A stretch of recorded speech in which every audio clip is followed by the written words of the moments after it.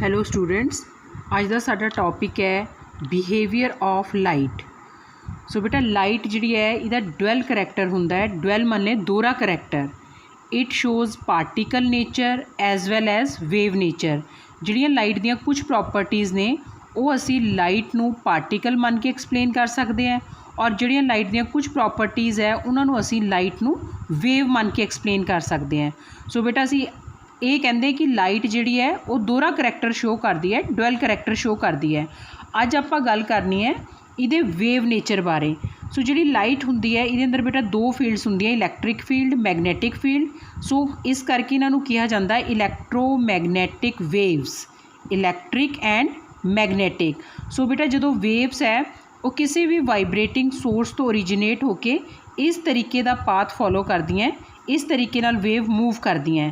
सो बेटा अगर आप एक सेंट्रल लाइन अज्यूम कर लेंदे हैं, ऊपर वाले हिस्से नूं कहंदे क्रस्ट और नीचे वाले हिस्से नूं कहंदे ट्रफ। सो जिहड़ी वेव मूव करती है that is in the form of crest and troughs. So इस पोर्शन जो बेटा न्यूमैरिकल आंदा है, पहला आपां टर्म्स करनी है। जिहड़ा उपरला पोर्शन है इनू क्रस्ट कहा जाता है। क्रस्ट की जिहड़ी हाइट है या फिर आपां कह लीए जिहड़ा ट्रफ है इहदी जिहड़ी डेप्थ है बोथ आर सेम। ये जिन्ना उच्चा जाएगा उन्ना ही इत्थे ते नीवा भी जाएगा। इस हाइट नूं या डेप्थ नूं कहा जाता है amplitude and it is represented by small letter a. So crest दी हाइट या फिर ट्रफ दी depth that is designated by small letter a and it is known as amplitude. दो बेटा लगातार आने वालियां क्रस्ट या फिर दो ट्रफ दे विच जिहड़ा डिस्टेंस हुंदा है उन्होंने कहा जाता है wave length and it is represented by the letter lambda. तीजा एक कोई भी पॉइंट ले लीए, एक पॉइंट चों एक सैकेंड के अंदर किन्ने नंबर ऑफ वेव्स जिहड़ियां वो पास हो रही हैं उन्होंने कहा जाता है फ्रीक्वेंसी। सो बेटा आप एक एक करके करते हुण wave length it is denoted by letter lambda. It is defined as the distance between two consecutive crust और ट्रफ। consecutive मतलब जिदा इत्थे दसिया लगातार एक दे बाद एक आने वाला, इन्हां दोनों दे विच दा डिस्टेंस या फिर दो ट्रफ दे विच दा डिस्टेंस। सो बेटा न्यूमैरिकल दे अंदर ये जिहड़ी चीज़ है ये एंगस्ट्रॉम जिहड़ी लैम्डा है ये एंगस्ट्रॉम या नैनोमीटर के अंदर दिती हुंदी है। सो सब तो पहला इनू असी मीटर के अंदर चेंज कर लेना है। 1 एंगस्ट्रॉम 10⁻⁻10 मीटर, 1 नैनोमीटर 10⁻⁻9 मीटर। ये क्यों चेंज करने बेटा? क्योंकि न्यूमैरिकल के अंदर आप वेलोसिटी ऑफ लाइट यूज़ करनी है, उसकी यूनिट हमेशा मीटर के अंदर होंगी है 3 × 10⁸ मीटर पर सैकेंड। सो असी वेव लेंथ नूं भी मीटर के अंदर लेना है। दूजा आ गया frequency, it is represented by mu. It is defined as the number of waves और cycles which pass through a particular point in 1 second. जिदा बेटा इत्थे दसिया कोई भी एक पॉइंट ले लो, एक सैकेंड के अंदर एक पॉइंट तो कितनियां नंबर ऑफ वेव्स पास कर रही हैं that is known as frequency. इहदी यूनिट हुंदी है बेटा हर्ट्स, एच, जेड या फिर आप कह सकते हैं CPS साइकल्स पर सैकेंड। अगली है बेटा वेलोसिटी। सो जिहड़ी वेलोसिटी है it is defined as the linear distance travelled by wave in 1 second और इहदी जिहड़ी यूनिट हुंदी है बेटा ये सानू पता ही है, वेलोसिटी दी यूनिट हुंदी है metre per second. So next amplitude small a, height of crest और depth of trough. Then wave number इनू असी रिप्रजेंट करते हैं V bar, it is inverse of wave length. So बेटा जिहड़ा न्यूमैरिकल आंदा है वो आंदा है इस रिलेशन चों C = म्यू लैम्डा। अगर आप बेटा म्यू कढ़िए that is equal to C upon lambda. इत्थे ते आप कहते हैं कि वेव लेंथ और फ्रीक्वेंसी का इनवर्स रिलेशन हुंदा है। इनवर्स रिलेशन मतलब अगर साडी वेव लेंथ ज़्यादा है तो फ्रीक्वेंसी घट होएगी, अगर वेव लेंथ घट है तो साडी जिहड़ी फ्रीक्वेंसी आ वो ज़्यादा होएगी। और इहदे अंदर रिलेशन है C = म्यू लैम्डा। C जिहड़ी है वो बेटा सानू वैल्यू सपोज है कि सानू पता है वो दिती नहीं हुंदी न्यूमैरिकल के अंदर 3 × 10⁸ मीटर पर सैकेंड। सो बेटा म्यू या लैम्डा चो एक पैरामीटर दिता हुंदा है और दूजा तुहाडे ते पुछया जांदा है। सो यू कैन कैलकुलेट क्योंकि C की वैल्यू थानू पता है दैट इज़ फिक्स। हुण नैक्सट है बेटा इलैक्ट्रोमैगनैटिक स्पैक्ट्रम। जिन्नियां भी इलैक्ट्रोमैगनैटिक वेव्स है इन्हां सारियां नूं अगर आपां इंक्रीजिंग ऑर्डर ऑफ लैम्डा या डिक्रीजिंग ऑर्डर ऑफ फ्रीकुएंसी च अरेंज कर लीए सानू इस तरीके का बेटा स्पैक्ट्रम मिलता है। इस चीज़ नूं कहा जाता है electromagnetic spectrum. So the arrangement of different electromagnetic radiations in order of increasing wavelength or decreasing frequency is known as electromagnetic spectrum। सो बेटा इस डायग्राम के अंदर शो किया हुआ है ये सारी दी सारी इंक्रीजिंग लैम्डा के बेस पे अरेंज कीतियां हुई हैं। So that is one topic nature of light. Second topic is Bohr model of an atom. हुण बेटा पहला आपां दो मॉडल कर चुके हैं। सब तो पहला थॉमसन मॉडल, उन्हें कहा सीगा कि पॉजिटिव चार्ज पूरे च स्प्रैड हुंदा एटम और नैगेटिव इलैक्ट्रॉन्स एम्बेडेड हुंदे किते किते। बट रदरफोर्ड दे एक्सपैरीमेंट ने इनू फेल करता सीगा। उन्हें कहा सीगा positive charge is in the centre. No doubt अज भी आपां इनू इदां ही मानते कि positive charge is concentrated whole is in the centre. But इहदा ड्रॉबैक क्या सी, इन्हें कहा सीगा कि इलैक्ट्रॉन जिहड़े वो स्पायरल पाथ फॉलो करते हैं। अगर बेटा इलैक्ट्रॉन स्पायरल पाथ फॉलो करनगे मूव करनगे तो अल्टीमेटली न्यूक्लियस च गिर जाएंगे और एटम की स्टेबिलिटी एक्सप्लेन नहीं होएगी। सो ये मॉडल भी फेल हो गया। हुण अज जिहड़ा आपां करना है दैट इज़ बोहर मॉडल। ये मॉडल कहता है कि रदरफोर्ड वांगू positive charge is in the centre but electrons move around it in certain circular orbits. जिद्दां इन्हें क्या सी बेटा कंटीन्यूअस पाथ। सो इत्थे कंटीन्यूअस पाथ नहीं है, ऑर्बिट्स है, इन्हां दे विच इलैक्ट्रॉन्स मूव करते हैं। सो ये आपां हुण डिटेल च करते हैं। Bohr model positive charge is in the centre, these are circular path in which electron moves और इन्हां नूं कहा जाता है orbits.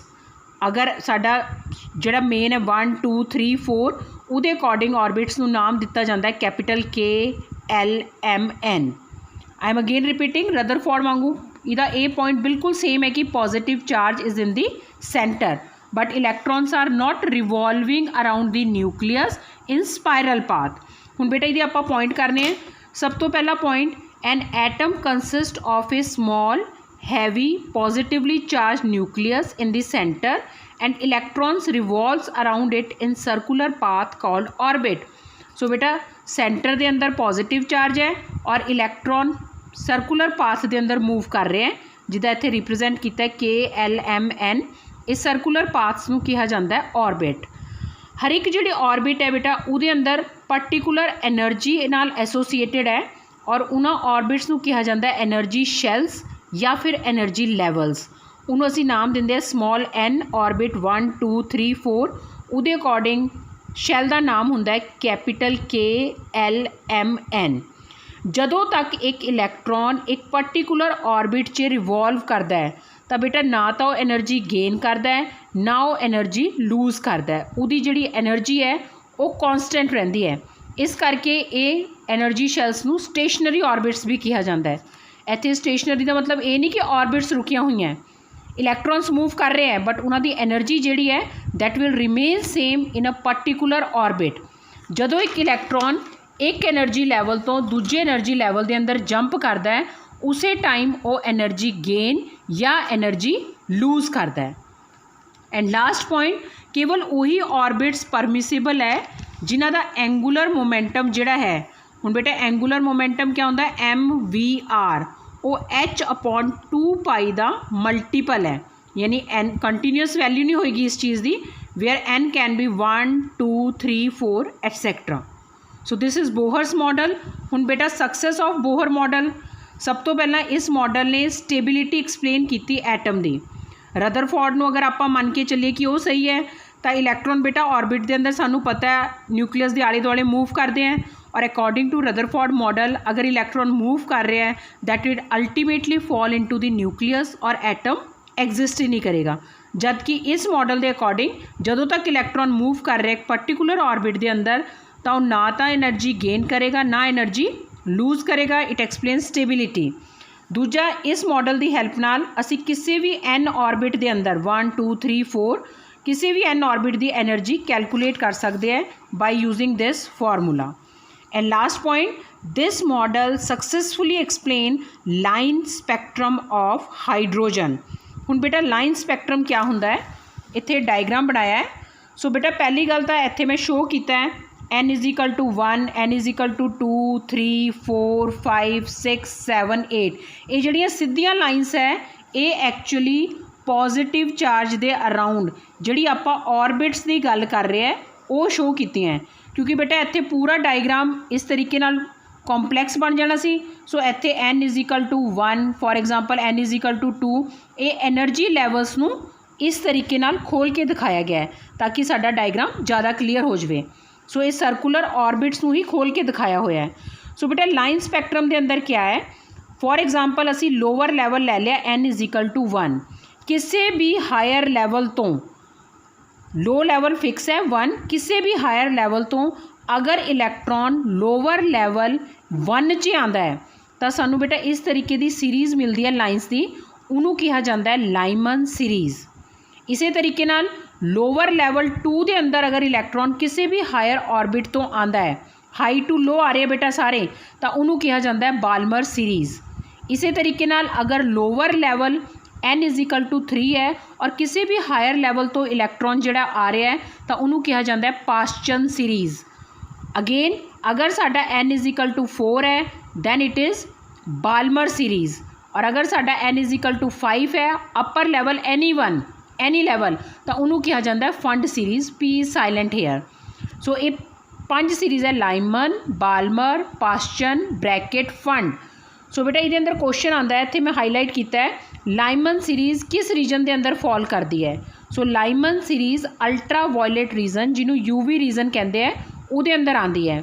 Balmer series visible region के अंदर आती है, और ये तिन्ने series Paschen, Brackett, Pfund infra red region के अंदर आती हैं।